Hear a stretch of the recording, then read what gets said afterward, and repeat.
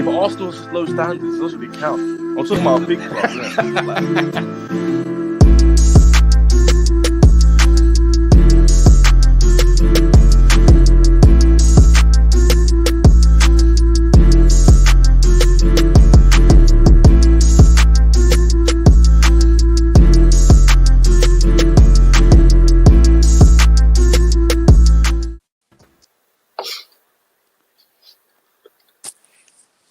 Okay, Rachel's disappeared. Good evening, people. Welcome back to Grounded Football on the First XI United edition, joined by Vita, RDS, Danny Devils in the details in the house. I know you don't recognise his picture, but he is here. Rachel will be back. We're going to talk about Ronaldo, Van der Beek, what's going on there with his agent coming out. Lots of statements at the moment. And here's Rachel. And then we'll get into the midfield issues. Rachel, how you doing? Thanks for joining us. I clicked the wrong button. I'm so sorry. Kicked yourself, did you? Yeah, so sorry. Beautiful. What's going on, guys? Gosh, okay. I don't know what's been said, obviously, but what is happening, people? Welcome to Grounded Manchester United. We are going to start off with a certain Cristiano Ronaldo, who's made his return to Manchester United. So, it should be an interesting one. Big up to everyone in the chat. Big up Will. Big up Jem as well. And can I address this? Sorry, Rachel. Yeah. Jem saying anything less than a trophy this season is failure. Best first 11 squad in the Premier League. I just want to address. And so you should, Jem, as a Chelsea fan. With Exactly. the best squad in the Exactly. Premier League, European Preach champions. it. You've added Preach it. Lukaku. You've Preach added it. Saul. Preach it. The Spanish James Milner. You Preach should it. be winning everything. You should be, Exactly. listen, defend that Champions League. Make sure you Exactly. finish above Manchester United this season. Exactly. Make sure you do that Exactly. this season. Exactly. Get it done, Jem. Get it done. Exactly. Treble minimum for I Chelsea. agree. Treble minimum. Simple as that. I agree. Tuchel's been there for a year. Treble minimum. Build on it. You got the best Yes. squad in the league. Simple as that. I agree. No, best team in Europe, RDS. That's the best team in Europe. Remember that. what's going on? RDS, you okay? Sorry, can you hear me? I've literally just got off the train. I'm like, oh, nice, okay. Train job. Right, I'm walking backwards. Right, sorry, no, ignore me. I'm just hyped by what Indiana is saying. You know, he's absolutely right. Chelsea are the favourites to the Premier League and CL, and I agree with him. So it is what it is. All right, I hear that. No, Chelsea definitely favourites. Big up Shivam, always here as well. Says, can people please stop moaning about Van der Beek? A player has the right to ask for a transfer request. We'll get into that at some point today as well. Jem, no more excuses. Ronaldo is back. Stop deflecting. You Man United fans, biggest deflectors in the Premier League. Stop hiding in bushes. Flip-flop FC representative right there. Shivam, Lingard wanted to stay and fight for his place in the team, so I don't understand how it's Ollie's fault to keep him if he doesn't want to leave. We'll get into all that, but we're going to start off with Cristiano Ronaldo. I know Indiana and Danny's feeling, so they can go last. But Vita, welcome back. Hello. What are you thinking of this Ronaldo deal? Not gonna lie, got a bit carried away. I was saying winning the league, Champions League, watch out. Had a bit of a calm down from the hype, and I said, well, unless Ronaldo can play the game, I don't know how this is gonna necessarily work out. Honestly, I'm ecstatic. I'm ready for Ronaldo. Honestly, Ronaldo's back. I don't think any Man United fan can be a little happy about it. But it's like he's the missing piece after we've sold the midfield, so maybe getting another right back, maybe sort out a couple of out transfers. Just like the last transfer, go do what you want to do. I'm happy, but I'm like, a midfielder would have been a nicer present in a way. I understand we couldn't let him go to City. God no, but still. No, I hear that. I mean, personally, with the Ronaldo thing, I didn't want him. I wanted the midfielder. We've got an hour and 20 minutes for that dream to come true, but I think it's gone now. So yeah, I'm kind of upset. I'm not gonna lie. But RDS, what do you make of the Ronaldo deal? Are you as hyped as others, or are you as miserable as he? I was trying to convince Rach that Ronaldo is a good signing. No, I mean, like I agree. Obviously, the midfielder was the main thing. I mean, we could always record James Garner back. You know, if that we're going to do that. Like, even though I don't think he's ready, but like at this point, might as well try anything at this point, really. So, no, I think the thing of Ronaldo is that like it's more just the impact that it's I kind of think about like what happened when Zlatan came, you know, and we won the like Europa League and League Cup just because of the presence of him. Whatever you say, the goals he scored and stuff like that, like yeah, okay, win a league, but just having that lead and presence that affects on the group, you can clearly see the impact around. And I just think that like with the team that we have now, with a player like Ronaldo coming in, it might just push this team further, even though we don't have the midfielder. Like this United squad is definitely a better team than the Juventus team. Like it definitely is. Like I was just reading on Twitter somewhere that the McGinney guy who's in the Juventus midfield they're offering him to Burnley. You know, like so essentially what you're saying is like Juventus are playing with Burnley level midfielders at times. Ramsey, who was a flop from Arsenal, so we definitely have a better squad than Juve did. And I think Ronaldo can potentially push this squad. Whether it means that we'll win the league or the CL or not, I don't know. But to be honest, I didn't think Chelsea had the squad to win the Champions League last season. They obviously have a good manager, so we'll see what happens. I think a lot of this is not so much do I think this squad can't challenge. I think we can. The issue for me will always come down to Ole Gunnar Solskjaer as a manager. Does he have the right tactical know-how as well as the man management to get the best out of this squad to achieve what we want to achieve? I'm still not 100% convinced, especially after that Wolves game. But we won. So this is the problem. If he gets the results, I can't really complain. So we just got to see what happens. No, that's fair. Yeah, I think we did win against Wolves. That's true. That's a good point. But I feel like against Wolves we saw a lot of issues that won't really be solved throughout the season if we don't get the right players in. I think a lot of the issues we had last season as well with some of the same players. I don't think that's really going to get much better.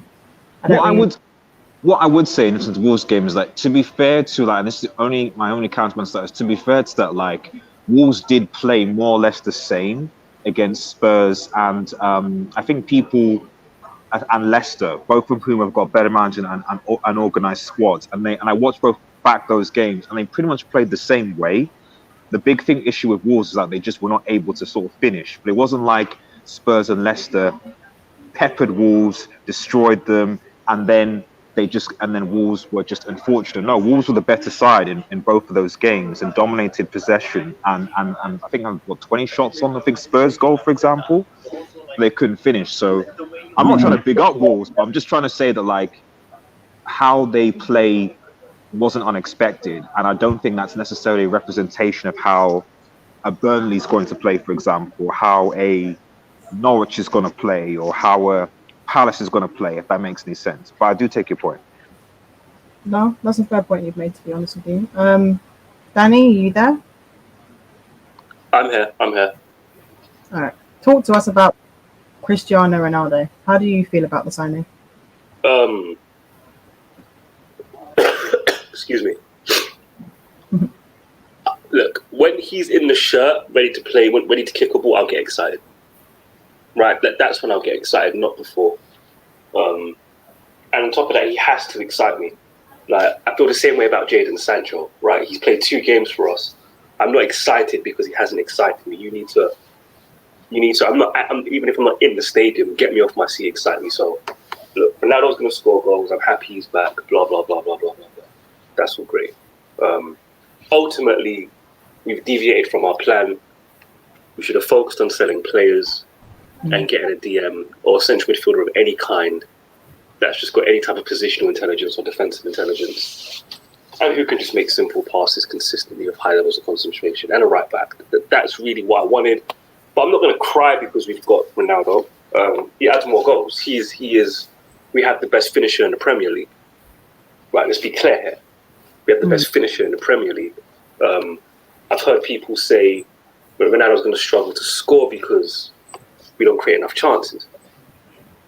And I heard people say this last season when we were top of the league and Martial had 3 goals, and then Cavani finally, it took him a while to get fit, and he started scoring goals. So it's like people forget these lazy arguments they've made before that were disproven.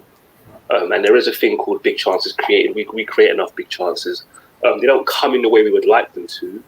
We don't knock on the door before we create those big chances. We don't sustain attacks before we create those big chances. But on a game-by-game basis, they come just as much as any other team. In the top 5, in the top 4, top 5, blah, blah, blah. So, yeah, look, Ronaldo saying I'm happy. He's going to score goals. Same thing, I'm happy with Sancho.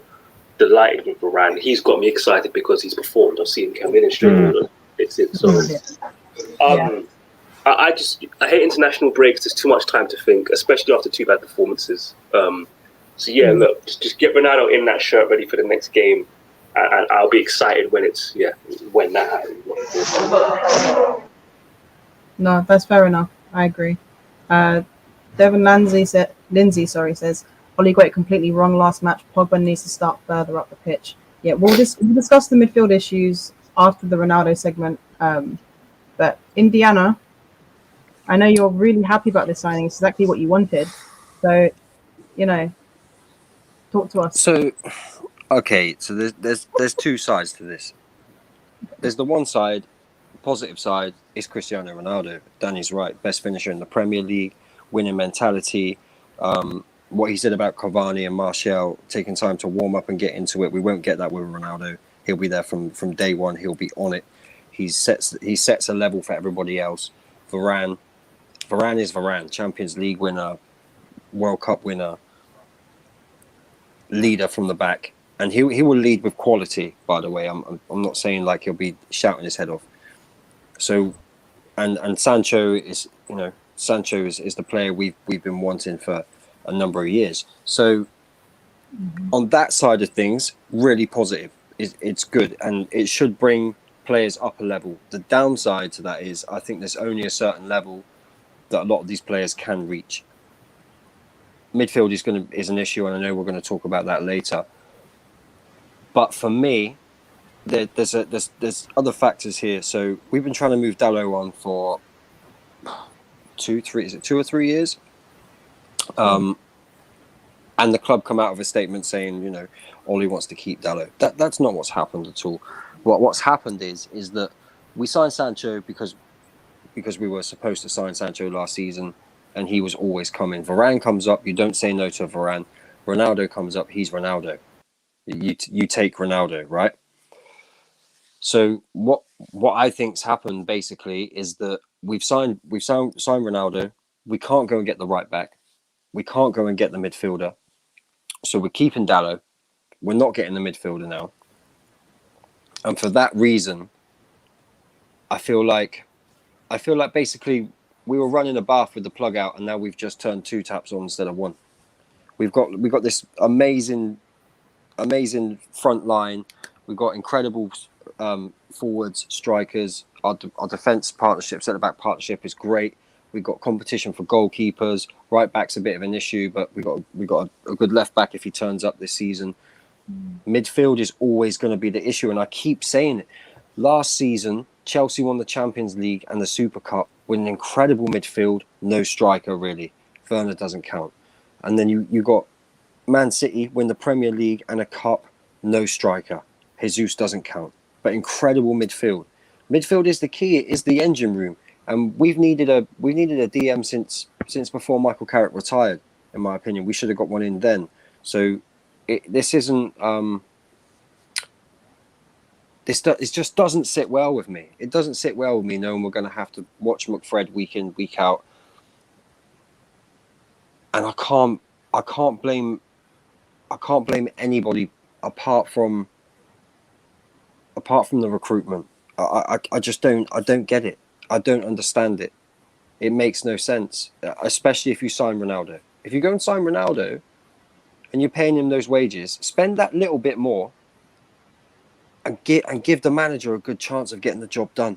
Whether it's Ollie or another manager, whoever it may be, don't leave this gap in midfield, because we know we needed to address that for a long time. Anybody can tell you that.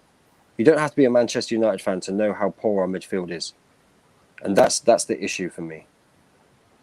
No. That's why I'm not happy. It's not Ronaldo the player. It's the fact that, like Danny said, we deviated from the plan, and we should be sticking to the plan. Yeah, I agree. I feel like if we got in a midfielder in and then Ronaldo came, he would just be like the cherry on top. But now it feels like we've skipped a step for no reason, and it's just we've just left a massive hole. Well, we've kept a massive hole. We haven't filled it at all. So I absolutely agree with you there. We are going to move on to sort of like the Wolves game. Now, I'm not going to put up any slides or anything like that because this morning Danny did an analysis, which I got to watch half of, which was very good. I shared his video in the description, so make sure you all check that out. He went into a lot of depth about some of the issues we had in midfield. He addressed that ridiculous picture of showing all of our players, you know, in the, 4-4-0-6 formation that people claimed that we did. So make sure you check that out. Links in the video description. But I just want to get everyone's sort of overview on the Wolves game and what they felt sort of went wrong.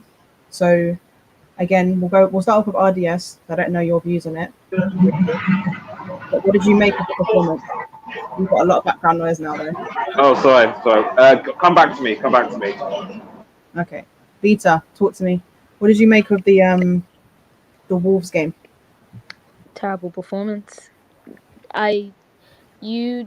For me, you cannot go into a game knowing how Wolves plays and how, even though they could play similar to last season around the KCS, we have a history since Wolves came in to know that they are a team that we struggle against. So now they have a new manager, the Benfica coach, if I'm not mistaken. You've seen how they are in the first 2 games in the Prem. You don't fix what's not broken. For me, Pogba, keep out on the left. There's no reason for Pogba to not be out in the midfield in a double pivot, knowing since he's walked in, you cannot put him in a double pivot. Second and foremost, why, knowing Fred played terrible last game, and we all said it, Fred should not play next game. Put Matic, put Donny. They looked beautiful against Wolves last day of the season. Some even they play half to that, they can still do a job. Coming and seeing that the entire performance, and then having Fred giving it away. Midfield was a problem. Why are you making attack substitutions? Cavani, and I saw this, Cavani has zero touches in the opposition box. For me, that is worrying, because now having to play in Cavani, having to play in Ronaldo, and you can't even get them up front of the opposition's box. You're having to put the brilliance of Mason Greenwood and Gore Blossom for him to come and score a goal. For us to even happen against Wolves last season, we looked terrible. Wolves deflection. I understand that some games are, you win some, you lose some. Sometimes performance could be bad, but it's good to get a result. But that performance in the whole, you cannot sit here, and any United fan can't sit here and say, well, we still won. Wolves should have beat us 4-0 in the first half within the first 30 minutes. Aaron Wan-Bissaka happened to make the save that he did because of Fred. And I'm not blaming Fred. I'm just saying, if you have a player that's doing terrible, you can't change it. I've seen Tuchel do it. I've seen Klopp do it time and time again. Champions Leagues, regular leagues, cup games, no matter what. If it is not working, change it. It's not hard. And then to see that our defense have to do a very good job. I'm grateful our defense did what they had to do. And then just seeing the gaps in midfield, players looking lost, our attack, with the attack that we have, we should be dangerous. But again, due to the board and the incompetence of Manchester United, how we're being ran, obviously that situation is not going to be fixed. And I said this to Rachel all stream. I saw a post that said McTominay may actually be the judgment of our season. If he's injured or he's out, we may have to look at this Fred Pogba pivot and putting someone out in the left. That is worrying, very worrying for me, because we should have beat Wolves. We should have beat Wolves. Is no offense about it. Our team is a title-winning team. You don't play like a relegation team, championship team. You don't, and even them to a certain extent can play better. That's just my views on it. Very passionate. I like it. Indy, have you had a chance to rewatch the game? I did in and out. I had the kids, so I watched it. I watched it in and out. But I want to pick up on what Vita just said, and it's not going to surprise me if we see Pogba, with McTominay being out, if we see Pogba and Fred in the middle, Sancho on the left, Greenwood on the right, and Ronaldo up top. That's what I'm expecting to see. Okay. I just think that it's always going to come back to the midfield for me. It's always going to come back there. And Ollie, I have to give Ollie blame for this as well. There are substitutions that you can make. There are changes you can make in-game management. For me, I've got no issue. I've got no issue with a manager who's got a plan, and he gets it wrong to start off with. I have no problems with that, because managers get things wrong. It's when you don't see them or correct them. I like the managers that see, like Mourinho at Chelsea. If he'd seen a problem, he'd fix it, right? And I know we shouldn't really be comparing Ollie to sort of prime Mourinho, but this is something that keeps happening. It's not new. And I said this about the Southampton game. It's the same mistakes. And when I watched some of Danny's stream as well earlier, and it's a frustration more than anything, right? It's just frustrating to see all that attacking talent. Even look at the centre backs, and we still can't get it to click. With it's how are we seeing all of this, but the coaches and manager aren't seeing it. And again, how do we not sign that midfielder? How do we not sign that midfielder? Surely, if you're Ole Gunnar Solskjaer, you go to the board and say, look, this is what's happening week upon week. These same mistakes keep happening. I need that midfielder. Forget Ronaldo. Seriously, forget him. That's where I would be. I wouldn't. If it meant not getting that DM or getting the right back, I wouldn't have signed Ronaldo. I wouldn't have. I don't think that we were ever going to be in for a midfielder, though. I think that's the thing where I disagree with the panels. They're like, I don't think that the signing of Varane or even Ronaldo was contingent on the midfielder. We were never really from the beginning of the transfer, because let's be real, Ronaldo signing was like a surprise. But from the beginning of this transfer, there was never any concrete links. There was speculation, but there was never ever really right. United are prioritizing a midfielder. We're going to get this. We're going to be in negotiations, something. It was just we have a list. Yeah, we might consider. Yeah, we've got interest. So there's nothing really direct or confirmed. Really, the only thing really was Sancho. That's almost the only transfer, and that's just because we were building on that transfer over a season ago, much like Bruno. So maybe with this midfielder, maybe those links we might build on the following season. But I don't know. I just think that I generally just think that I don't even think, even if we didn't sign Ronaldo, I don't think we would have signed a midfielder. I think we would have been happy with Sancho and Varane. I know a centre back was a priority, but I don't think it was necessarily Varane. It could have been I don't know whatever other centre back was available. It just so happened that Real Madrid and Varane wasn't going to sign a new contract, so we just went in and no one else was interested. If you get what I mean. Yeah, but it doesn't make any sense, RDS. It makes no sense to me. If you have money being paid out weekly or what have you on a player like Donny van de Beek, if you know the midfield is an issue, it makes no sense. It makes no sense that you wouldn't be looking at getting one. I just can't get my head around it. I cannot get my head around it. I mean, don't get me wrong. I do think that while I agree in general that we were poor throughout the Wolves game, I guess my countering will be to that is that I do think that Wolves aren't a bad team, and I watched the two Wolves games they played before against Spurs and against Leicester, and to be honest, they were the better team in both of those games, and they were just unlucky that they couldn't finish, which was essentially the summary of Wolves today, was that they had chances. The other thing as well is that while I agree that they have better midfielders, I mean, let's be real here. Adama Traore were just the thing is, Adama Traore, Like, if this guy could just have a bit more footballing intelligence, like this guy would be one of the best wingers, best scorers in the Premier League. You know, because he basically destroyed our midfield, like he destroyed City's midfield last season. You know, just basically just bullying our entire midfield, going for us, spearheading the counter attacks, and causing us loads of problems, like he's done previously. I think even in the game against Wolves in the last season when we won, I don't think he was playing, if I recall, which is one of the reasons why I thought we found it a bit easier. Because when he does play, he's always a four on our side, like always. You see him play, because no one can really touch him, really. I know that's because of the grease that he has on his arm. That they put like, he can't hold on to because of the grease.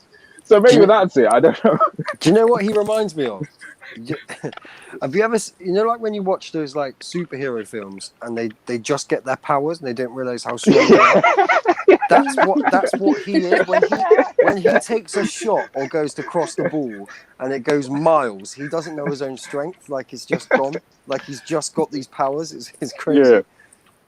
So I think it's just like he's just like a difficult like player to really like, especially with the way that Wolves set up to basically just counter-attack and countering a pace, which is why Pepper's always struggled, I think, with Wolves, why we often struggle because we aren't set up to do a counter-attacking teams.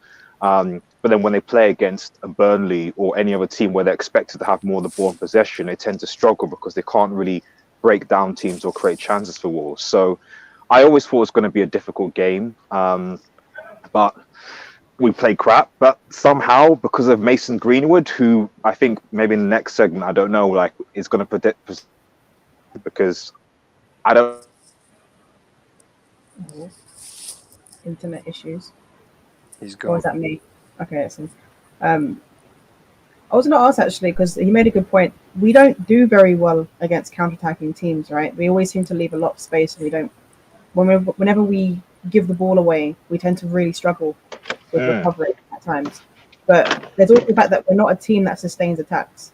So yeah, that's a massive problem in itself, isn't it? That we need to sort out. So how do you think Ollie can deal with that? Because based on we're not getting a central midfielder, so we know that. What do you think Ollie can do with this squad as it stands to help deal with this situation? Because, like we said, we don't sustain attacks, and we don't deal with counter-attacks particularly well. And that's usually how we concede a lot of our goals against the smaller teams, right? So what do you guys think Ollie can do, or these players, or the coaching staff, what do you think they can do to deal with this? Tell Michael Carrick to put his boots back on. I've seen it. That's about it. That would help a great deal. He needs to get his combinations in midfield right. Fred Pogba, when I saw that, I was just like, I mocked all the hours on Twitter. I'm like, don't ask for rotation. This is what you get. You want rotation? Well, here you go. That decision is just. But I get it. But like you know what it is. It's like having a theory and then knowing in real world application your theory doesn't work. Like yes, Pogba's tall. He's strong. He should be able to combat Traore, but ultimately he needs to have the application, the willingness and the instincts to do it. He doesn't have that. So again, and you know this happens with Paul Pogba. You've worked with him for 3 years now. That's a decision Ollie should no longer be making. But when you have and again, it's the same problem. So he's a problem because he's making the same mistakes. But it's because of the issues in midfield. Ultimately, you see the cause, the symptom is Ollie's making these dumb decisions. The cause is he's still got Mourinho's midfield. That's the problem. And now he's been here for 3 years. It doesn't even matter now. He's going to live and die by. He's going to live and die by this. The performance against Wolves is just shambolic from start to finish. Rachel knows I covered it already. Too many players off the ball in two key areas, especially in the modern game. Everyone knows about fullback. When we talk about systems and how you want to play, you've got the engine room, the playmaking room, whatever room you want to call it, and central midfield. If you're poor down the flanks with Aram Saka and Shaw, and you're poor in midfield, your attacking players in the front line, your creative players, they've got no chance. They've got no chance at all. So Ollie can make changes. He can try to pick the right lineup. There's not much he can do with Shaw, right? He's going to play Shaw. Shaw has to play himself into form. right? Excuse me. There's not much. There's not much Oli can do with that. What's he going to do? Play Tellez? Tellez ain't. He ain't Man United quality. In fact, his general game in terms of passing and moving and build up play is not very good. He'd be perfect for Tuchel, right? Because he'll just arrive on the edge of the box and get the ball. Perfect for him. No, At but Man Danny, United, that Sorry, might be something that he should do. Maybe he should play Tellez one game and drop Luke Shaw. Maybe that might trigger him. in terms of trying to trigger Luke Shaw, yes, cool. But in terms of actually the impact on the team, yeah, ultimately it's better if Luke Shaw finds himself. But it's likely, let's be real, based on the history, it's likely he'll land somewhere in between what we saw last season and what he's been historically. It comes down to the midfield combo. Look, you have to play Matic or Fred with Donny van de Beek. But Ollie's probably not going to do that. He hasn't done it in a year. The player wants to leave because clearly he knows you don't see him as a central midfielder. Every opportunity at every turn, Ollie going to show his fear of what Donny can't do in that position overrides everything else. That's why he doesn't get picked. That's ultimately what it is. Should I pick Donny van de Beek? Facts. He's good at this. Here are the pros. Then he gets to the cons, and he's assigning too many values to the cons. So the midfield situation, look, man, he gets paid. He's a millionaire, right? He gets paid 6 figures to figure this out. So I'm not going to stress about it anymore. I'm not going to stress about that. That's his problem. I'm going to watch it. I'm going to review it. I'm going to critique it. But we know what the combination should be. It's Fred or Matic with Van de Beek. That's what it should be. McTominay comes back. You want to mix it up a bit. Cool.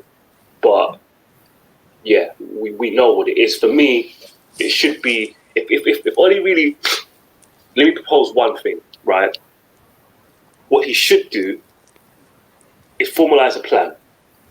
Matic 2 games in a row, Fred 1 game.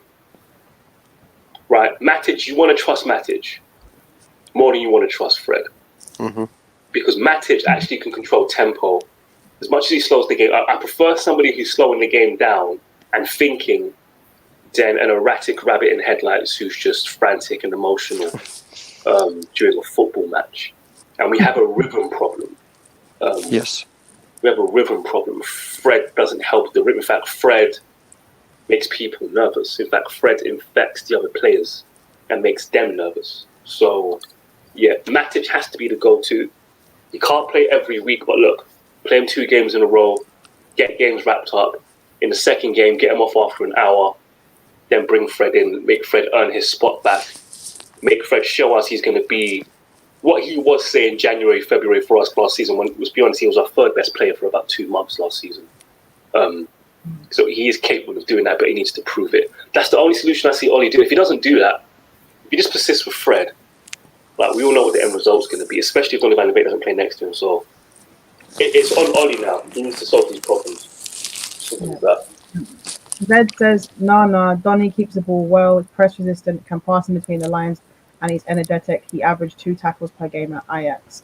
I don't know what that's in response to, but yeah, Donny did have some very good defensive stats when he was at Ajax. He was very good at pressuring the opponent. He had interceptions, he had tackles. But the thing is, he made those tackles from a position where he was actually recovering.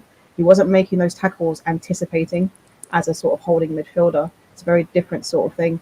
I don't think he's a player that people think he is in terms of, people say that he can play as a defensive midfielder. I think that's wrong. He's not a defensive midfielder at all. I don't think he has the attributes to do it. I think his defensive awareness is actually quite poor at times. I've got slides on Donny van de Beek, but is there anything anyone else wants to sort of talk about regarding the midfield in terms of what kind of player did you guys want to see come in? Because a lot of our families wanted Ruben Neves, but I've always wanted Declan Rice personally. So do you guys think that the stories are true in terms of Ollie waiting a year so that we can try and sign Declan Rice next summer? Do you think that's the plan? I think that's the plan. That's just the problem is he might go Chelsea. I think Chelsea Yeah. would want Declan Rice more than maybe what we anticipated for, because Frank Lampard wanted Declan Rice. Then now we're hearing Chelsea would want Declan Rice. So I think us sitting and waiting around for Declan Rice may it may just hurt us, honestly, because I don't see us getting to a bidding war with Chelsea because Abramovich might just put the money down one time and say, we move. And then for us to not having to go and scandal for another midfielder. Because honestly, you can look, it's so many midfielders you can honestly just look at and just say, you can get for less money, who's probably better than Declan Rice. But Ollie's just so fixated on Declan Rice, which I can understand why, but we just may lose out to Chelsea next year. So sitting there waiting, and we're only hearing of Declan Rice. I don't hear nothing about Basuma, Mendy. I don't hear too much. So it's like, is it Declan Rice? Is it nothing next season? Because that's all we need is a midfielder. It's short long staff. That's what it is. We're going to be back in for short long staff. So he's available. That was a long day when you was linked in. I hear that. Big up Nuruddin in the chat though. He says, McFredder here to stay, folks. I told people and they said I was negative. Man United hold Donny hostage, which is disgraceful. Apparently, according to his agent, he was looking for clubs and he was quite close to joining Everton, I think, and Manchester United blocked it. Just like what's his name, Romero. I don't know, which I didn't understand either. You know, can I add to this? Yeah, I'm glad Nerdin's in the chat because we were speaking about some space yesterday. When people tried to tell me the Manchester United transfer policy is as simple as Ollie decides yes or no, if this situation doesn't tell you he doesn't play the guy and his agent wants him to go and he's still here. Yeah. Yep. If you think that's because of Ollie's incompetence, you're incompetent. Yeah. Point blank, period. You're incompetent. You're not thinking clearly. Yeah. You're not showing any intelligence. Yeah. The player wants to go. The manager has not played him in a year, and you're telling me it's because of Ollie he's still here. Oh, we know that. Like, it's just, Mourinho wanted to sell Martial and Pogba, and the board were like, "No, you can't do that." So clearly, like, it's just clearly. I'm sure even Van Gaal, there are clearly players that I wanted to leave the club or managers that wants to leave, and obviously the higher ups have been like, "No, we can't allow that." So to anyone thinking that the reason why Dan Van der Beek has stayed is because Ole Gunnar Solskjaer has made him to stay, like, that doesn't make any sense. There's actually, I was thinking earlier, because, you know, towards the end of the last season, a lot of our players got burnt out, players like Bruno especially. So I was thinking, okay, he wants to keep Donny van der Beek for cup games, for a bit of rotation. And then I realised we've got Jesse Lingard. Like, but there's no need to keep Donny van der Beek. There's literally no need to keep him. And I genuinely think it's a combination of things. One, that we don't have the players to suit him. Like Danny said, he'll get exposed. He will get exposed in there. That's just the way it is. And another thing is that I don't think he was Ole Gunnar Solskjaer's signing. And I think there is a part of this that's don't buy me players I don't want. I agree 100%. I think that's part of it. I really do. Don't buy me players that I don't want, that aren't going to fit what I'm trying to do, because I'm not going to play them. I don't have an issue with that. I actually don't have an issue. I feel sorry for Donny van der Beek, I do, but if I seen his bank account, I'd feel less sorry. That's just the way I feel. I just I think it's unfair. I'm sorry. This whole thing with Donny, it whoever's fault it is, like at the end of the day, the board are saying one thing and Ollie's saying another, and Donny's caught in between. Donny, I imagine when he was linked to United and came to United, was very excited to play for one of the biggest clubs in the world, and he didn't get a chance. He's consistently not had chances, even when there are opportunities where he probably should have gotten some. And then now he's in a situation where he could leave, but he's not allowed to because the club's blocking him, even though the manager's made it very clear that he doesn't really fancy him as a player. So he's just caught in a crossfire now, and that's not fair, regardless of how much money he's being paid, to be honest, because at the end of the day, he's a footballer who probably loves football. He's not like Asu Akoto, who's only doing it as a job. Donny loves football, so it's disgraceful, this whole situation, to be honest with you, and I feel really sorry for him if what's being said is actually true. But we're surprised when this was the same situation with Romero. I felt the way that the club treated Romero was absolutely disgraceful. Like, he was a second choice. He did. I don't see whatever people say. It's like he was a good second choice keeper. Did his job. Like keeper. won a Europa League, I think, and then go on. I don't know if he was in Goal for League Cup as well, but certainly for the Europa League, he was there. He was good enough in the run up to that time. Then he gets dropped, doing nothing wrong, and then like with the Everton situation, he was linked to go to Everton, and the club said, "Oh, we want an extra million or whatever." I don't know.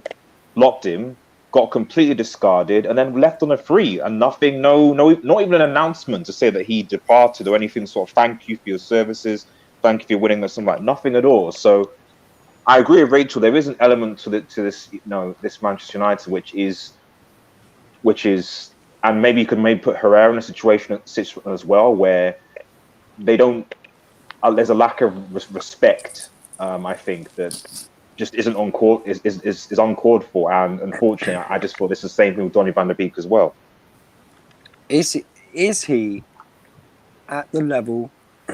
Excuse me, the fan base think he's at, and I'm just saying this because he's linked to Everton. He's not a guaranteed starter in the national team, by the way, and I think there's a large portion of the fan base that think he is something that he really is not. And I was saying to Rachel before we went live, I tweeted out last season, the start of last season, why are people making out like we've just signed Zidane? Like I don't get it. I really don't get it. Just move the player on. He's obviously not in the plans. He's not going to come and light it up like Paul Pogba. That he's not that type of player. Move him on. Forget about it. Go and get the DM. Just go and get it done in the next 45 minutes. I hear that. So what kind of player do you guys think Donny van der Beek is? Because I've heard some wild things on Spaces, reading Twitter in general, or any kind of social media. People seem to think he can play literally anywhere on the pitch because he came through Ajax's youth system. I prefer not to speak on that part. But what do you guys make of Donny, like in terms of his skill set and where you think he should be playing? If he was I need to be incognito for 5 minutes. The way people misrepresent certain things is just yes, you're trained to play every position so you understand it. It doesn't mean you're capable of playing that position at the highest level of football. Yep. The Eredivisie is a completely different league to the Premier League. It's more technical. Very, very technical league. Less physical, slower, and of course there's more quality in the Premier League.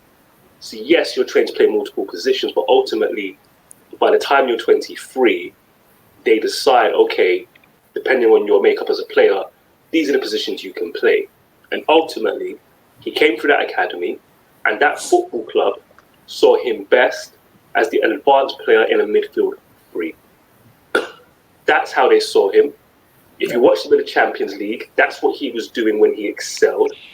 The odd game, the small sample size, in the Eredivisie where he played as a central midfielder in a 4-2-3-1, and by the way, half the games I saw he got moved into the attacking midfielder role, especially when Ajax were losing in those games anyway, he had a holding playmaker next to him. You need to understand, Ajax are a specialist in player profile. If they put Van der Beek in midfield, it's because they've got the right player next to him. So this isn't a like-for-like situation putting him into the Manchester United team. That being said, I think he can play that. I think he can. I want to see him given the opportunity to sink or swim. But this idea that he's this just because he's trained at Ajax, he's just going to, I don't know. It's just the way people use that information to say he's going to transform our midfield. Ultimately, if he plays next to Fred or Matic, they have to play well as well, or Donny van der Beek will be sabotaged anyway. So he's just not the solution by himself. The player next to him has to play well. So yeah, I'll be back in 5. Sorry, Rachel. No, Danny's spot on. The whole Ajax system is about understanding another position, not learning that position. Yeah. That's exactly what it is. Absolutely agree. I want to share something with you guys actually, because there we go. So I want to sort of go through this whole thing with Donny van der Beek, because I agree with what Indiana and Danny have said. He is more of an advanced midfielder. He is not a holding midfielder. He has some parts of his skill set that could make him work there, but he also has a lot of weaknesses in his game, which means that he's not going to be very good there. So overall, like we know Donny's like a very intelligent player. His vertical passing is fantastic, and he plays the ball on the ground. He doesn't play long passes. He doesn't play passes into the wide areas often. He usually plays line breaking passes. So when you put him into that situation, yes, he can play in sort of a deeper area. However, when you look at his weaknesses, he's too cautious. The deeper he plays, the more cautious he becomes. He doesn't take risks. Also, his defensive awareness is very poor. I've got images of him where he basically just vacates his position and he leaves the player he's playing next to deal with an entire area on his own with no cover, which is horrendous. You can't do that ever. It doesn't matter what league you are in, you cannot leave your partner in midfield on their own to deal with a massive bit of space where there's multiple players that can basically deal with them. You can't do it. So these stats here, this is per 90, by the way. So this takes into account the fact that, he didn't play every game. This is per 90 stats. And look at his progressive passes per 90. 11th percentile. He doesn't make progressive passes often. But he's not that kind of player. When he has the space and he sees the pass, he will make it. But he's usually quite a cautious player. And a couple of occasions, I remember the Leicester one in the FA Cup, he had an opportunity to play the ball forward and he chose to go backward instead. And we were countering, and he literally stopped our counter dead in its tracks. So he still has a lot to work on, in my opinion. But I've got images of him basically in his best sort of position. And I think what people fail to see is that he's very good at identifying space and exploiting it, and he does it very, very quickly in his head. So I don't know how many of you actually watched him at Ajax, but Yeah. I thought he was really, really good as a 10, but he's a different kind of 10 to Bruno Fernandes. A lot of the work Donny does is off the ball. A lot of it.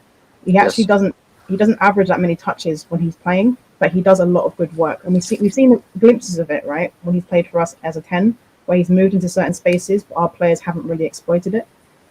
But overall, I just feel like there's a lack of synergy with him and our players at the moment. And they're just not used to the way he plays, or they're not used to using the areas that he creates. That's basically what it is at the moment. But usually what he does, so when he was at Ajax, he had Tadic and he had Ziyech, right? Ziyech is a player that people don't really rate, but for Ajax, he was actually quite good. He's a very creative player. But Donny was the guy that literally created space for those players to work in, and then Donny ended up finishing those chances. That's usually how Donny worked for Ajax. So you can see in this area, the ball's played into Tadic, right? Very, very quickly. Tadic gets control of it. And as soon as Tadic moves from this sort of area into this area and drags the centre back with him, Donny runs straight into that space, picks the ball up back from Tadic, and then he scores the goal. And he does this quite a lot. In a lot of the images, he makes really, really good runs, and he likes to make runs towards the back post, and he does it a lot. So he's very good at identifying areas that are weak for the opposition team and exploiting it. And he's actually a very good finisher as well, Donny van de Beek. Yeah. So all of his best assets for me are in the final third. And I feel like if you play him deeper, you basically stifle him. And having to change him when it's been identified already that he's much better as an advancing player is actually unfair to him. I think that's where he needs to play much higher up the pitch, in my opinion, anyway. But look at where he makes the runs. He just makes them he makes a lot of blindside runs. So he's behind. Yeah, he's really good at it. Really good at it. And I just feel like it's unfair to him to have to play a lot deeper. He's always making runs blindside runs. See the two players here, they're facing the ball. So when he's running behind them, they don't even know that he's doing it. He does it all the time. He knows where to run, where to be. And this one, you can't really see it in this clip, but basically what happens here is Tadic actually plays the ball into Frankie de Jong. He loops it over, and whilst the ball is looping over, imagine how quick this is actually happening. While the ball's looping over, Donny van de Beek runs straight into that space. He's ran from this sort of area, and he's going into that space. So he knows exactly where the ball's going to end up. They all know how each other plays, and they all know how Donny plays. So what Donny does is very specific, and it's very intelligent, but he can't do this from playing as a double pivot. It's just not something he can do. He always goes into the box. He makes the deep run. It's kind of similar to what Frank Lampard used to do for Chelsea, where he starts off outside of the box, the ball's in a very dangerous area, and he will just ghost in, and all of a sudden he's in this much space. How is a player in this much space in the middle of the box because they don't see him coming. Do you know what I mean? So like, again here, winning a header in the middle of the box. Look how many players they have in the box. None of them have seen him coming because they're all watching the ball. There's 1, 2, 3, 4 players all watching the ball. Donny knows where he needs to go. Again, back post run. And like I showed this to Indiana and Vita beforehand. This is like a graph of his sort of incisive passes in 1920s. This is the last season he was at Ajax. And only one successful pass was made in the second third. They were all made in the final third. He averages 6.34% of Ajax's touches in that season. Lingard and Pereira both average more for Manchester United. So Donny doesn't get involved in the game as much as people think. He's not someone who's going to control a football match. So I think people need to get out of this habit of just assuming Donny van de Beek can just sit in front of a defence, shield them, and control the tempo of a game. He's not a Paul Scholes type player. He's not that kind of guy. He's not a Carrick. He's not any of those kind of players. He doesn't control football matches. But he's still a very intelligent player. And I've got images here of Donny playing for us. This is against Watford in the Cup. Donny van de Beek is playing alongside McTominay here. He's playing as the left central midfielder. Why is Donny van de Beek in this situation ahead of Lingard, who is our 10 in this game? Look at the space that he's left behind. Like, his instinct is to go forward all the time. So do you think a player that has this kind of instinct is actually worth playing in a double pivot? Honestly. No, and I've mentioned this many times that Donny van de Beek is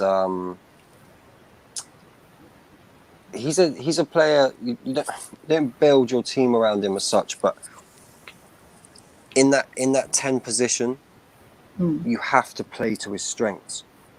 And you're right, you can't just feed him into being a DM or sitting. He's not going to do that. He's just not going to do that. He's going to play. He plays on his instincts.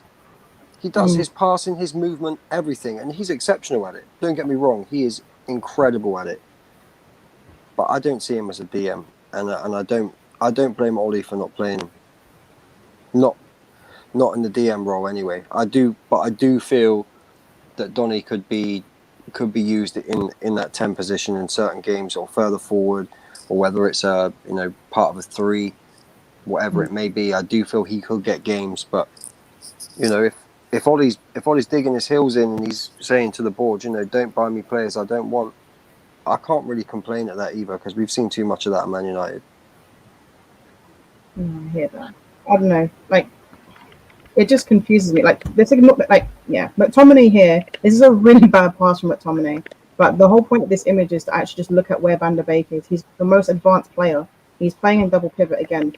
He's past Mata. He's past Lingard. He's past all these players. Greenwood. He's just ahead of everyone. And when McTominay makes this horrible pass straight into the Watford player, he can just run straight at our defence, and there's no one there covering him. So it's a difficult one. I mean, this image shows Mata actually covering for him here. So Mata was really intelligent, and he actually came into midfield because he saw there was an issue with what Donny was doing. But can we bear in mind that this is 7 minutes in, this is 10 minutes in, this is 9 minutes in. It took Mata 9 minutes to realise that this is becoming a problem already against Watford. So I don't know. I don't understand it with Donny van de Beek. Like, people seem to think that he's a player that can do more than what he actually can do. And just to put it into perspective here, Van der Beek, his average position, look how close he is to James and Lingard. He's the left central midfielder. He's supposed to be playing alongside McTominay here. And look at his position. It's so advanced. It's ridiculous. So, I don't know. I feel like people are very quick to complain about Ole Gunnar Solskjaer not playing him as a 6. I feel like they're very quick to judge that, and they don't fully understand what it is that Donny does. And I feel like people need to become be a little bit more educated on what Donny does, because some of the things that I hear people say, they're like, "Oh, I watched him at Ajax," but he didn't. They clearly didn't.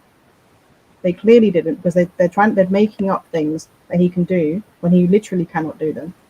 So I don't know. I feel like with Donny, this is a really unfortunate situation. and we have to play him alongside Matic or Fred or whoever, but he cannot be the one that holds the midfield. Big up If Wendy. anything, you could play Bruno at least a little bit deep. I don't mean Bruno in a double pivot, but like if we did have a DM, you could play Donny as like the sort of number 10, and if Bruno had to play, then you could play Bruno slightly deeper compared to Donny, and then you'd have your holding like a Matic or something, or whatever DM we would have. But I agree with you, like the idea that Donny can somehow be the cyclical double pivot, or even, I mean, I think when he played with Matic in the double pivot, they looked okay, but like he definitely can't hold it by himself. Like the idea that he can play that position by himself is ridiculous. So yeah, I agree with you, Rich. Yeah, no, it's crazy. Wendy says, at some point in the broadcast, can you talk about what you think Southgate was talking about in reference to Greenwood not being selected? I actually don't know what Southgate said. Does anyone here know? It's kind of like this. He and Ollie had a kind of agreement that like they felt that it was best for his kind of development to stay at United. So the impression I get is almost like they kind of want to protect him. So I don't know whether this is the aftermath of what happened previously with England, and whether they feel like from a mature point of view that it's better for him to sort of Stay stay at at United. United. Yeah, I that's the think impression I got from it. But I go on. actually think this is Ollie, and this is part of where I really praise Ollie with the way he protects players. I think Ollie has gone to Southgate and said, "Don't take him, don't take him." I called it before it happened with the whole Foden thing. I was speaking to KJ and I said to him, "I don't like this. I don't want to see Greenwood go for England." It's like Manchester United, especially with the British media, young black player, still a kid. It's just it just says disaster for me. I don't like it, and I think the club have actually gone to Southgate and said, look, he's young. He's got plenty of time to play for England when he's older. Big up Bobs. Great to have Bobs back on the channel, I know. Can you hear me? Yeah, buddy. Can you hear me? I Okay? can hear you, man. Yeah, man. I can hear you. How you So been, let me. Bobs? 2 seconds. Let me put my headphones in because the wife's watching. So No worries. But yeah, no, I've what subject got we no on? issue with it. Mason Greenwood not being selected for England and what Southgate said about it. Brilliant thing. Brilliant. He's not been selected for Yep. for England. I'm actually very happy. To be honest, for him, he done the. Can you guys hear me? Yeah. Yeah, we can Yeah. hear. Yeah. He done the best thing not to go, because for me, he needs to. He's just got injury. He came back from injury, took a rest. He's in full flow now. He doesn't need any unnecessary pressure, any little, intensity. And it was just let him enjoy the little flow, let him breathe. He's only going to get better. England can pick him another time. At the end of the day, he's never going to start for England anyway, so it doesn't matter. England are a scummy team anyway.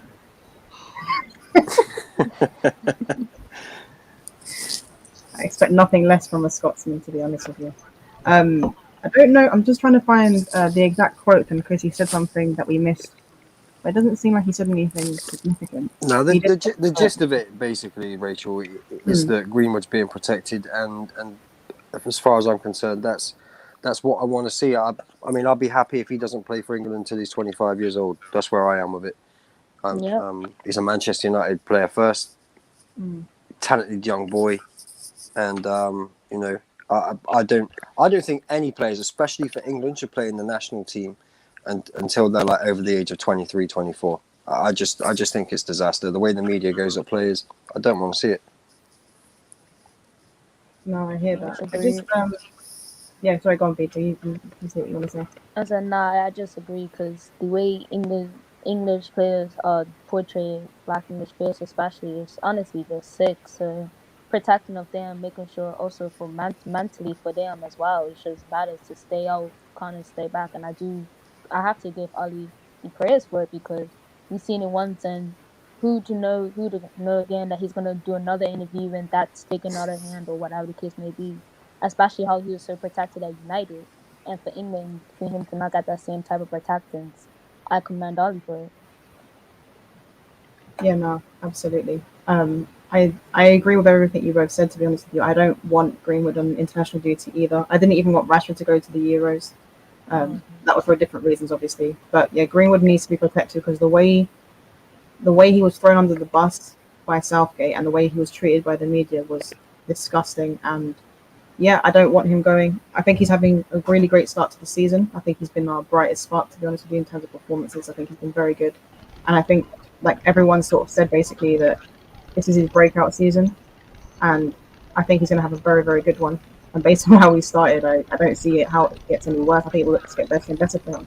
So The real money Mace, you know, murder Mace, the real money Mace. Yeah, Not that I Monopoly agree with you, guy. Rachel. People because on a you know motorbike. what, I agree with you, right? Because do you know what's funny? Yeah, Mm, he got horrible time when he wasn't even being picked, and obviously we can go into the racism, blah blah, but we know why he got treated differently compared to Foden. But the funny thing was that I think I don't want to say Man United failed him, but we could have done better to protect him. You know, I agree. Ollie did try. He kept him out of the team for a bit. He did try. Like, got to be fair to Ollie. Ollie did try and get him out of the team. But you know, like, there's a culture with any young English player. I'm not even going to say a black player.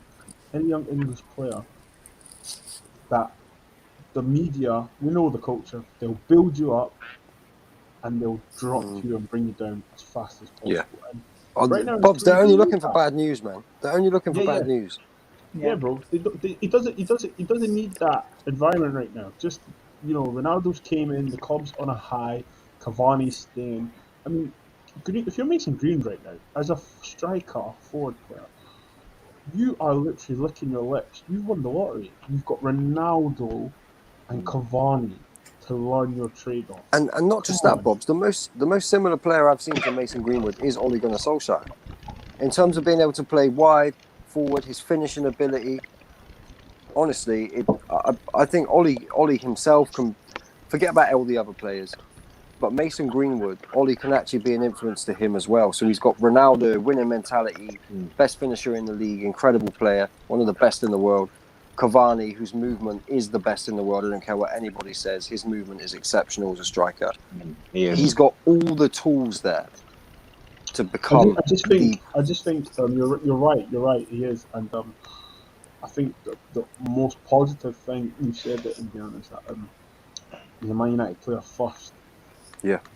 And Fergie was very, very. You know yourself, and that Fergie was very, very quick to remind the current Man United players you play for Man United first. Yeah. I'm sure Fergie said that. Was it to who was it to? I think it was to Beckham. I can't remember. Beckham, Stam, quite definitely Van Nistelrooy. I think he made it very clear to Ruud Van Nistelrooy. Yeah, he did. You win more with us than you will with your country. Do you know what I mean? Yeah. But you know, we you know what I mean? Listen, I don't want to keep talking about the past, but my point is that we need to keep protecting him because I love Greenwood, but unfortunately he's never going to start. And I want more players to take this Jamie Vardy attitude. If I'm not going to start, what's the point coming?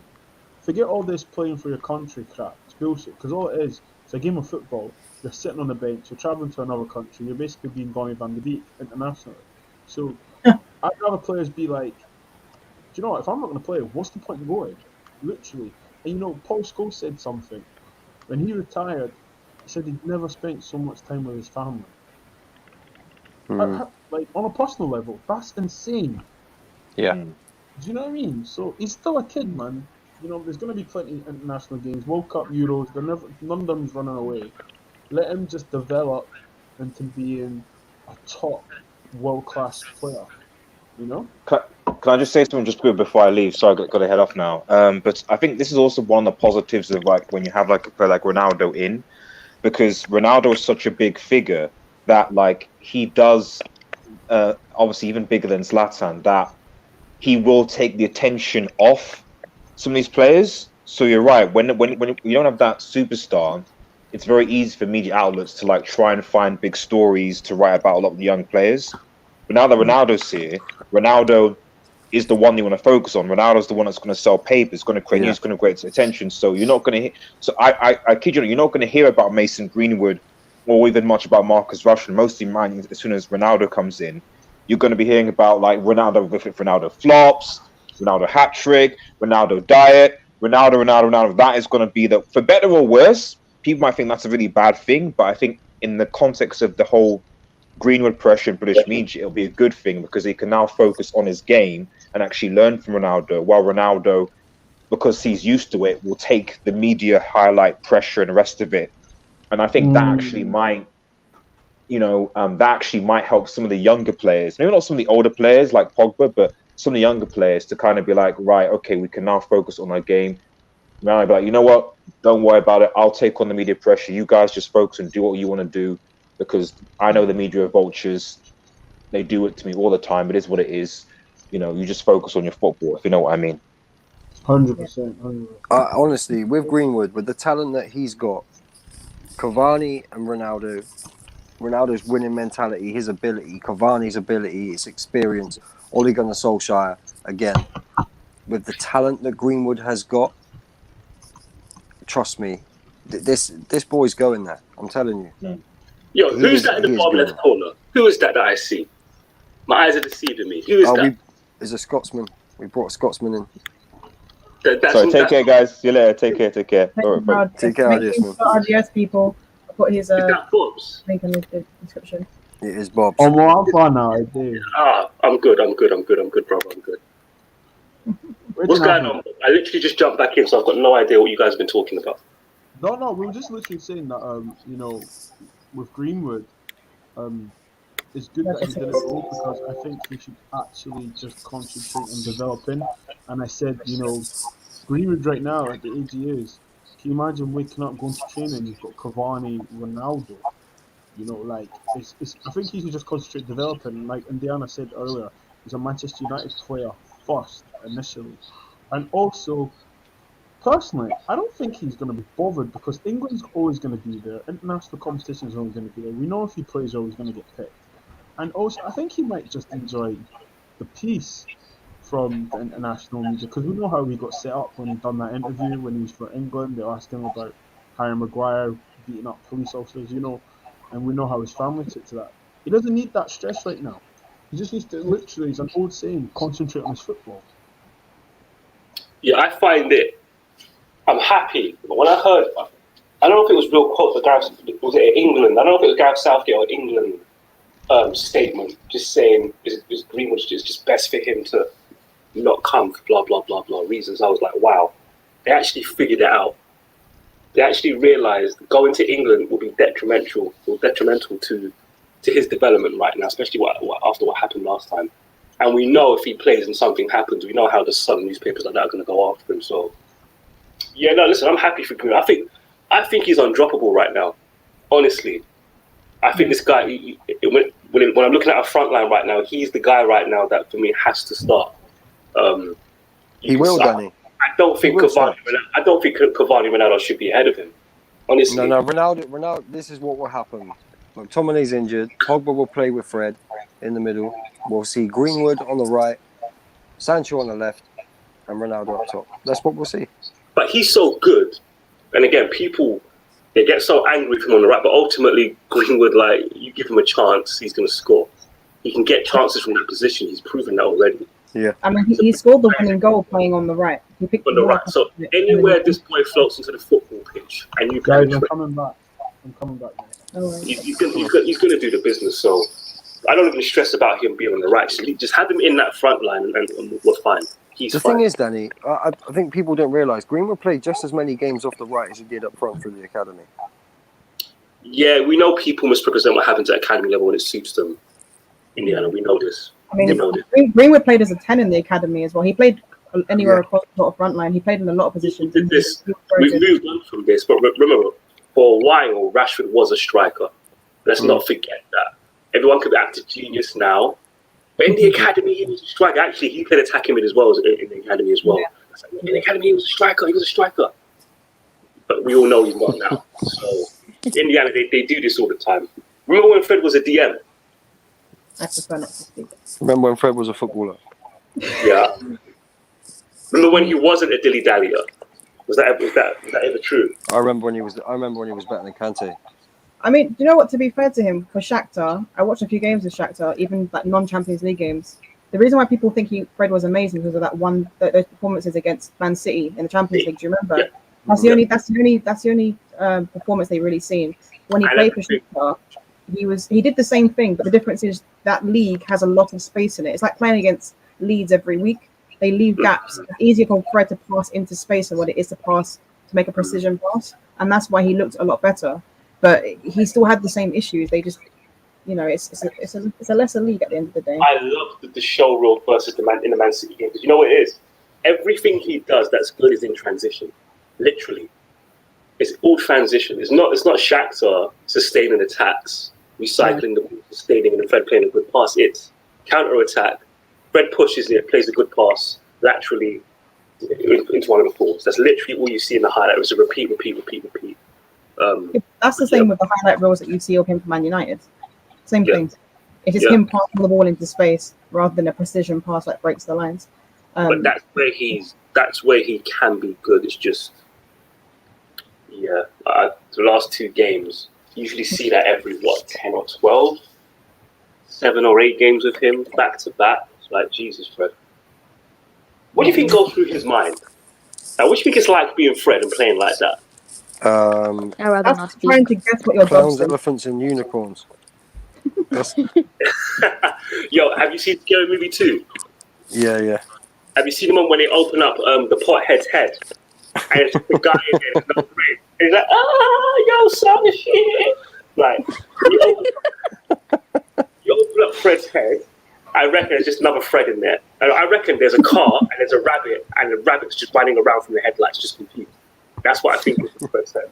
No brain. I reckon if his brain made a sound, it would just be ice cream van music. That's it. Oh my! That's his thoughts. Oh I just can't understand how. I can't understand how sometimes you can play that pass and sometimes you can't. Like it should be instinctive. I expect it to be instinctive for a midfielder to be able to do that. Know how to receive the ball, know where it's going before it's got to you. You should already know these things.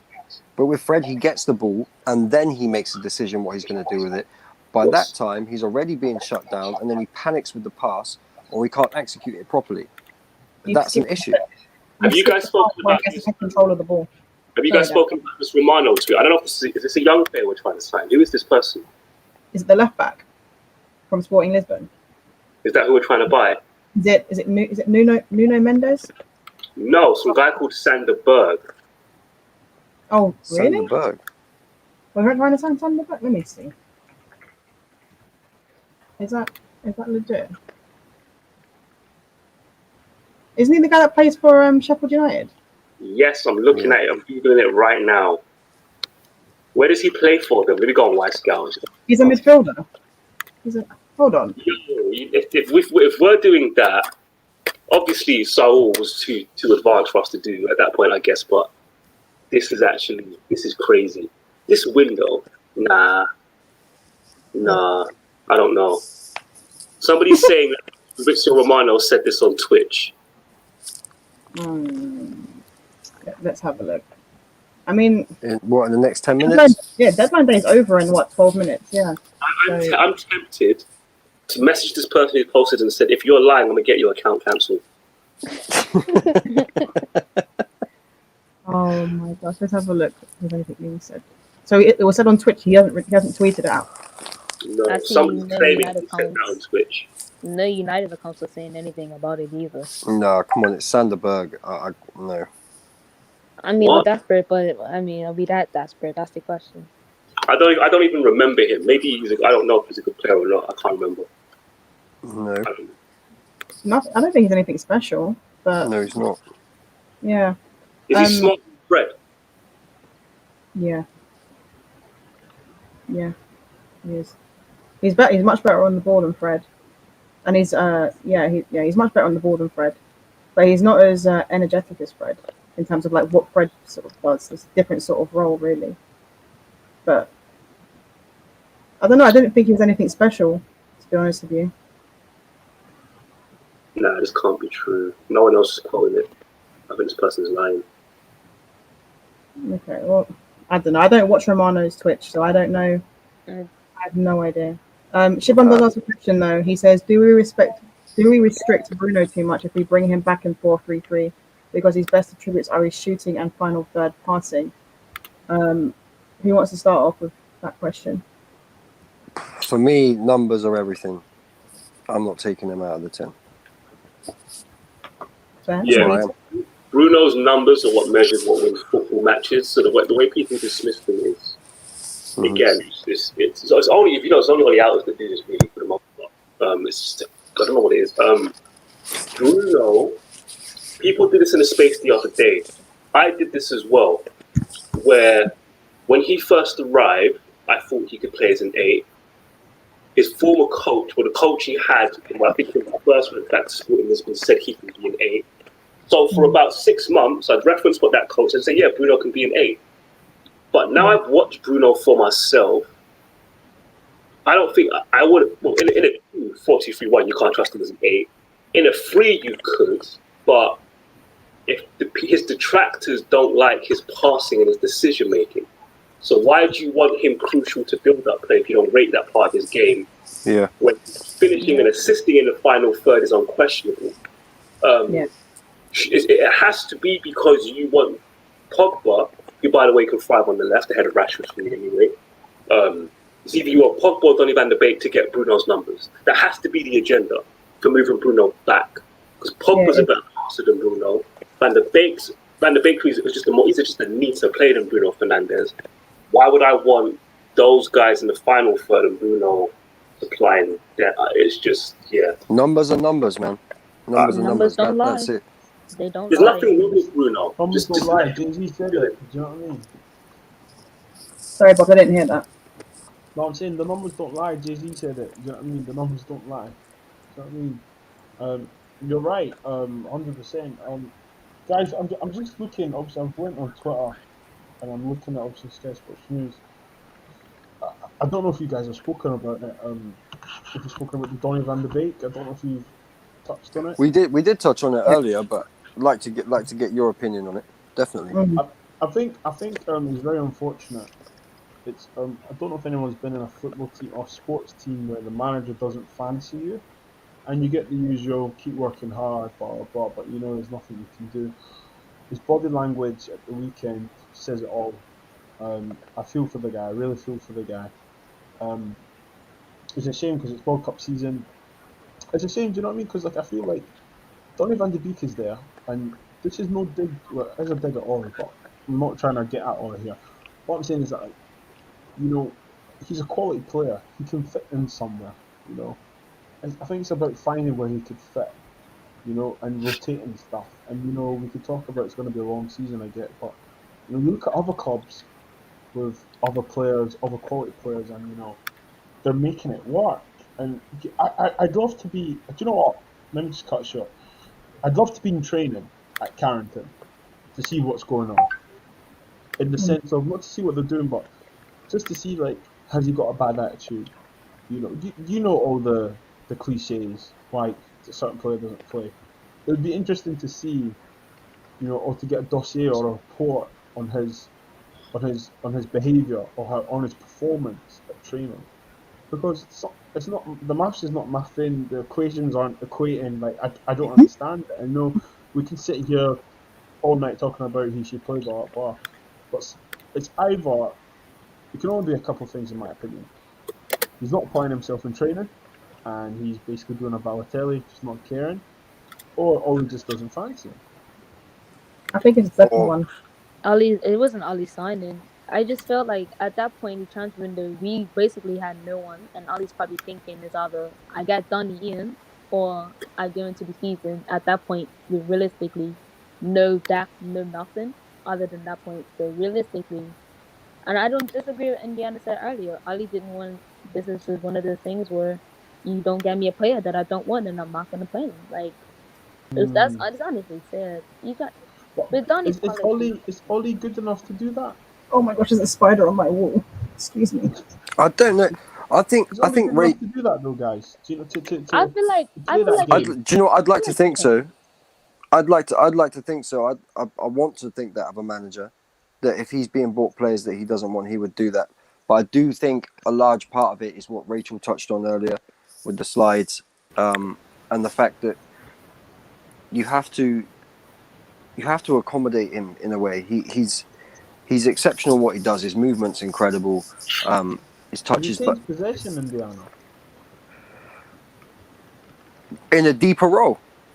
I think he retains possession. We saw the preseason game. Okay, it's preseason. But he one touch, two touch. You know what possession You know what is he like does in though, training. Bob? Like we spoke about this. He does that because he's 1 and 2 touch. He relinquishes control. Yeah, right. So, but the bigger picture, so the bigger picture is he'll keep it ticking. But if we see some of the other problems from other players, it will bring his game down anyway. So basically, if he plays with Fred, he can't save Fred from Fred. And what I caution people from is not that I don't rate Donny, it's you're not going to see what you think when he plays there. And we're going to see similar problems that we've already seen with all these options in that position. I think in terms of the structure of the 4-2-3-1, it breaks down with when Paul Pogba's in there, right? We just get played through.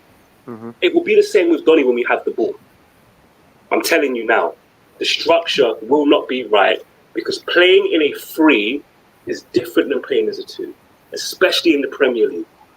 Especially in the Premier League. So Donny will do good things, but when you see the flaws, don't blame Ollie because I'm telling you it's going to happen. I'm just cautioning people what they're going to see. That's also all. With the ball, he wouldn't progress it as well as Pogba anyway. He just wouldn't. No, he progressed it differently to Pogba though. That's the thing. Build up play, stress resistance, that type of stuff is going to be beautiful. Honestly, it's going to look amazing. But as soon as when it comes to recycling the ball, if he pops it and he goes and he makes a run, he's now relying on Fred and others. If he's playing with Fred, he has to rely on Fred and doing the business. That's all it is. Same thing with Matic. So, yeah, that's all it is with Donny. He alone doesn't solve the problem, but he should be in there. We'll be a better team with him in it. For me, but we'll see similar problems though overall. Obviously, Danny, you missed it, right? I showed everyone the slides of Donny van de Beek when he made his runs into the final third, and he sort of vacated a lot of space. And the one where when he was next to McTominay in the pivot, he basically left McTominay to hold that entire area on his own. Mm-hmm. And that's McTominay, who's quite a mobile player, who will get around the pitch, but he can't do that on his own. You play him next to Matic, and Matic is in even worse position when there's a turnover of possession. So Donny has to be more disciplined, but that also means that you take away from his abilities as well. He's very good in the final third. His movement's brilliant. He goes into the box. But the problem is, if it doesn't work out for whatever reason, Donny's now in a position where he's too advanced and no one's covering for him. Bruno does it. Bruno's actually one of the few players who actually covers for players in that situation. But that means you also put Bruno in a deeper area to cover for Donny van de Beek. So they'd have to rotate quite a bit between the two of them in order for it to work. So I think you sort of stifle the attack in a different way if you play him there. But I also agree with you when you say that he will be better there than, say, playing Fred there, who we know he can't progress the ball as well as Donny. So I'll give you 22. So these are the things that people miss. They just look at the beautiful things that work and forget about 90 minutes of football over a long season and different scenarios you're going to face. So there were large points in the Wolves game where Fred is the person getting the ball back. And it's not even a tactical thing. When you play with 2 midfielders, sometimes the opposition or the way that the scenarios in the game dictate who gets the ball, regardless of who you intend gets the ball. Yeah. So for example, if anyone who grew up watching Keane Scholes, Roy Keane playmaking, you did a lot of playmaking. Because you're in a 2. You're in a 2. There's going to be situations where the ball, you're playing on the left of midfield in that game. The ball's going to be recycled there more than it is on the right-hand side in one particular game. You watch Roy Keane at his best, there's lots of playmaking clips of him. Lots of playmaking. Because you're playing in a balanced midfield. 4-2-3-1 is no different, especially when Bruno goes and we're basically 4-2-4 or 4-2-2 or 4-2-2-2. Sorry, I got confused there. Yeah, it's just not. This equation it's not basic maths. It's not basic. It's not subtraction. It's not addition. It's not. it's more, it's a complicated equation. It's the stuff I couldn't do in school where you have to figure out where the X and the Y and the two goals plus that to get the right number. That's the equation, and it's a difficult one. It's a really, really difficult one. But look, Van der Beek should be in the team. We would agree with that. We would agree with that. Yeah, I do. I think at the very least, just give him a chance, give him a run of games and see how he does, because we've seen him bulk up. We've seen him have a year where he's probably tried to adapt to a deep position, and he might actually surprise us in terms of maybe there's parts of his game that he's changed. So we don't know that yet until we see him play consistently. And we need to see. I hardly doubt we even see him play consistently, honestly. He'll play the cup games. That's what if Donny knows? It's not Donny van der Beek's fault. The way he plays his system would be worse even with Donny van der Beek in it rather than Paul Pogba, right? And actually, he's not stupid enough to lose his job in that way, because he did this last season when he wanted to play Matic and Pogba together for the first 3-4 games of the season. He figured out, he's like, I can't do it. I have to go with midfielder. I can't do it. And he's just, he's not gonna. He's actually not dumb. He's smart. I'm not risking Donny van der Beek in there as much as you want me to, because it's gonna cost me my fucking job. Yeah. That's stupid. I'm actually not. It may be ugly, but ultimately, come after 13 games and I'm in the top 4, these stupid bankers are gonna keep me in the job anyway, motherfuckers. So. But Danny, do you not think so? The beginning of the season, like the first 2 games of the season when we were horrendous, do you not think Ollie was a fool for playing Pogba just a week after he recovered from COVID, knowing that he was actually struggling in training? Yeah, and when Pogba told him he can't run and they played him in there anyway. Yeah, and he played 3 games in a row as well. Like he was horrendous against Crystal Palace. Give me 1 second. Sorry, give me 1 second. Yeah. No, but yeah, that's what I was saying. He was really bad against Palace, then he was really bad against Brighton, and then he was really bad against Spurs. So I don't know. I feel like that decision in itself was pretty poor. But again, if you feel like the way Donny van der Beek plays football is going to expose the side, then you don't play him, because maybe I don't agree with playing Paul Pogba if he's not fully fit. But if an unfit Paul Pogba, if you feel as a manager that an unfit Paul Pogba is going to offer you more than a fit Donny van der Beek, then you play the unfit Paul Pogba. That's just the way it goes. Sorry, guys, I've got to go. Got an angry toddler waking up. Take it easy, Danny. Yeah, no, we're going to end in a minute anyway. But what I would say to that is that no matter who we play in central midfield, there is a hole that can be exposed. Yeah. Any combination we have now, that's the same situation. So for me, I don't think the risk of playing Van der Beek is any bigger than what we have already. Like, can we really sit here and say that playing Van der Beek is more of a risk than playing Fred, when Fred is literally playing against us? Can I ask a question on a formation change for the midfield? Since we have maybe the midfielders that we have, do you think that we can have a formation change where it could compensate us for the midfield a bit better? Because I don't think going with a 4-2-3-1 personally, in and out maybe 3 max until McTominay's out, I don't think we may just see performances like Wolves happening more and more. Maybe not to that extent, but maybe it could expose us a bit more in the midfield. It's a tough one, right? Because of the way Bruno likes to play.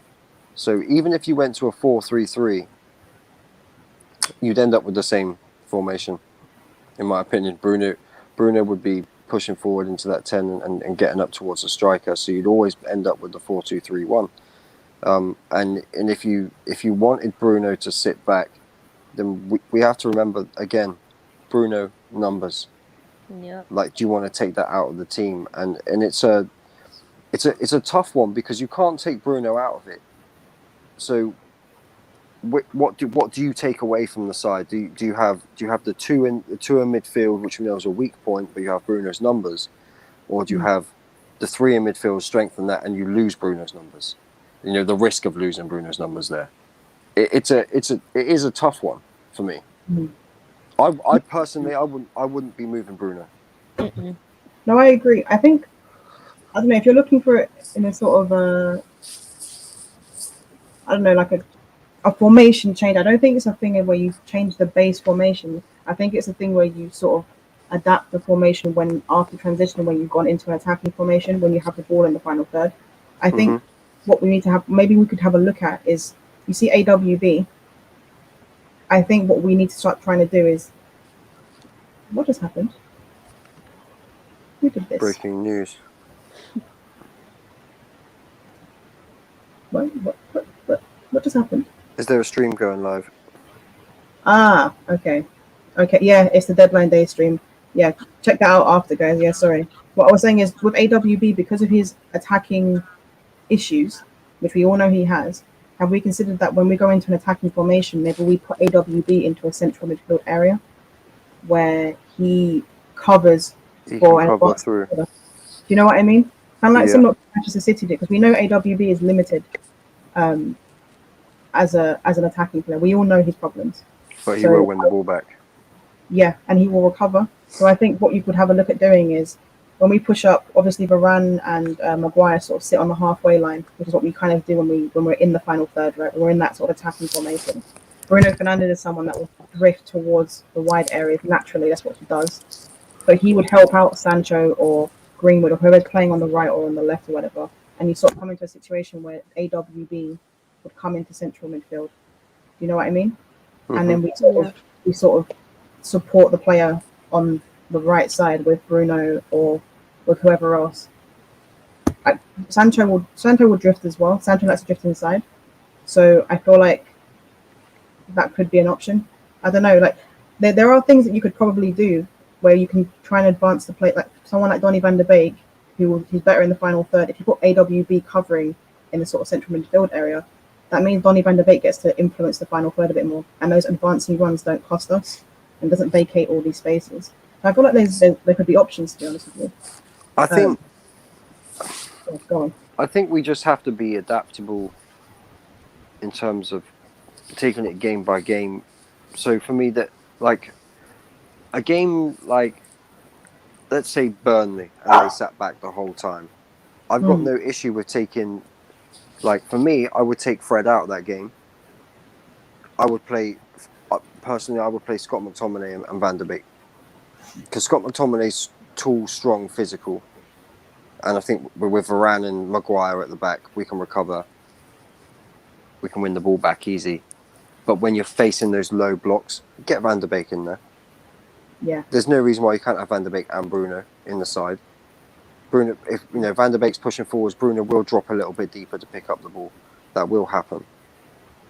It's just about using the players in the right situation for me. Like, so for a team like, I wouldn't want to see Van der Beek playing in midfield in a 2 against Liverpool.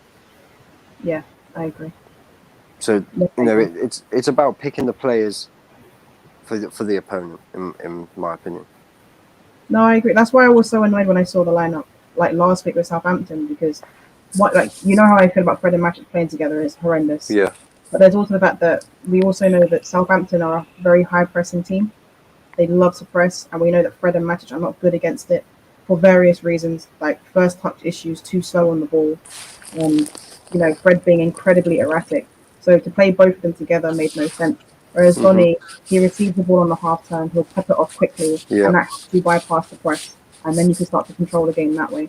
So Ollie needs to really have a look at this now, because there are little things he can do game by game that can help us. It won't be a game changer every time. Like, it won't be some big thing where we'll dominate every single game playing the same team.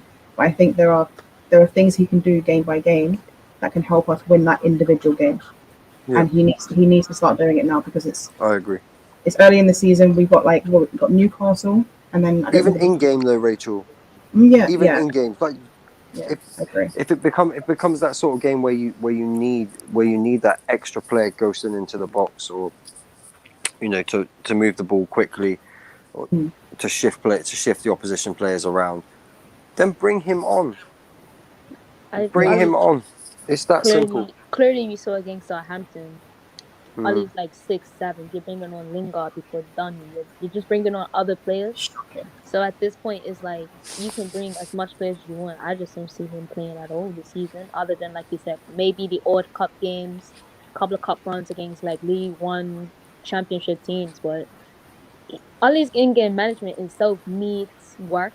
So I don't see him looking at it tactically and being like, oh, maybe if we take these players, I'll put this player in, tell him to make these runs in the box to have the center backs and occupy to a certain extent. I can't see Ali doing that. He hasn't done it, and I know it's early days into the season, but I still just don't see it happening. Honestly. Well, then, I agree. if I'm going to be honest with you, right, if he doesn't play Donny and he sticks to this situation where it's Fred Matic or Fred Pogba, because I don't know how long McTominay's out for, but I think it that's was like 1 to 2 months or something like that. okay. So it's going to be Fred Pogba or Fred Matic, right? I don't think we're going to see Pogba Matic because of their issues anyway. So It will be Fred Pogba. Yeah. okay, but if he keeps That's what doing we'll it, see. teams expose us, then we'll start losing games, and he will get himself sacked, and then we move on from him because there are things Yep. that he can do. Like, you know me, like I don't care for this kind of thing. There are things if there's options for managers to make or decisions they can make to help the team, and they don't do it, then they deserve everything they get. As far as I'm Oh, concerned. Rachel, you got to figure it Yeah. out. That's part of management. You get injuries, and you get situations that you have to change what you'd planned to do for the whole season. Klopp had to do it last season. Yep. It's Yeah. just the way football works. And Yeah. if he's not good enough to do it, then he needs to be sacked, and we bring someone else in. Yeah. Is what it is. Absolutely. But listen, people, it's been an hour and 35 minutes. We do have the Deadline Day stream. I think it's the reaction to Deadline Day. So go and check that out as well. I think that's with Will and Prime and probably a bunch of KH no people because they seem to, they live here. This is their second home. So yeah, go and check them out. Big up JB says, God help our midfield. We need all the help we can get. Yeah. We covered all of that. But yeah, cheers for popping Church on Sundays, people. on. Yeah. JB says, good night, folks. Take care and speak soon. Yeah, people, please smash the like button. Please share the video. Subscribe to the channel if you are new. Remember, we are on Twitch. We're on Facebook as well, so check that out. Vita, thank you for coming on. Make sure, guys, you follow Vita. No worries. Her handle's right there, so make sure you check that out. Obviously, you know when me and Indy are always on this channel. So, yeah, guys, thank you for watching, and we will speak to you next week. I think we are actually we're considering changing the day for grounded football because of Champions League. So we might be going to Thursdays because, no one cares about the Europa League. And Hey, don't say that. Don't say that too lightly. Don't say that too lightly. We've seen what happened before with United. no one cares about the Europa League. So we're going to be on Thursdays. And then the Arsenal show can go on Tuesday because they play on Thursdays. So it just... Actually, do they even play on Thursday? No, they've got no Europe, man. Oh, yeah, so we can put them to any day because it doesn't really matter. So it's fine. So it's all good, guys. But yeah, thank you for watching, and we will speak to you next week.